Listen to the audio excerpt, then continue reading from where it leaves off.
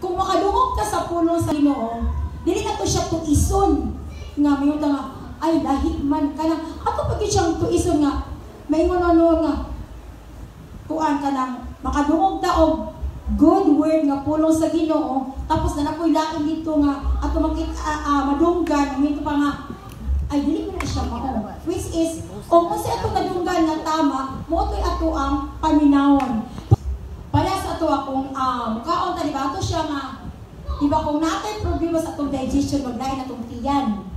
So ang pulong diri sa Ginoo mao ni ato karon ko anong kung unsaon nato pag digest og tarong nagaingon para sa ato akong kaon ta diba ato siya nga diba kung natay problema sa atong digestion maglain atong tiyan.